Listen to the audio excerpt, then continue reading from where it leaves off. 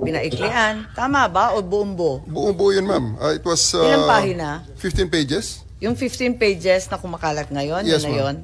Yes, so yun din ang naibigay doon sa Villamor? Yes, ma'am. That was properly received by Attorney Delgra in assigned so, receiving Attorney copy. Delgra. Yes, ma'am. Pero nakita ko sa ating video na iba ang pangyayari tungkol sa abogado. Pwede bang panoorin natin?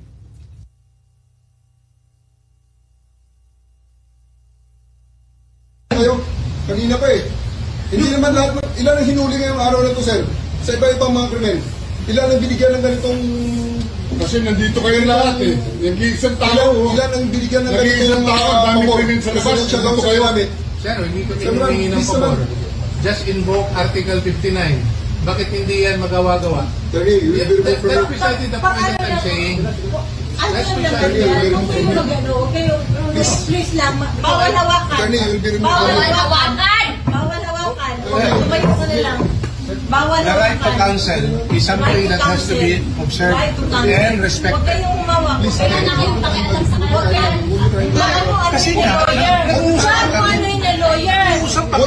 Huwag na tayo. nag-uusap pa kami. Huwag mo hawakan yung lawyer. Huwag mo hawakan. Nag-uusap pa kami. Hawakan. Huwag mo hawakan. Nag-uusap pa kami. Attorney, please. Huwag mo hawakan. Is this what you want? Is this what you want, Mr. President? Huwag mo hawakan. Time lang eh. Kayo mga Huwag mo hawakan yung nanay ko! Ang ina mo! Kayo mga sundalo, tanungin ko kayo, anong kasalanan ko? Okay, dito sa video nakikita na si General Torre hinihila yung abogado. Standard procedure po ba ito ng PNP? Bakit mo kinakaladkad yung abogado? Hindi ba karapatan ng isang akusado, arestado na magkaroon ng abogado? Bakit ayaw ninyong palapitin yung abogado? Gabi na ho yun, ma'am. That's already the time that I'm forcing everyone to board the plane. I'm already forcing the former president to board the plane, ma'am. Tapos na yung napakarami ng optics sa kanilang ginawa dyan, ma'am. And, interesting use po of force. You were forcing them.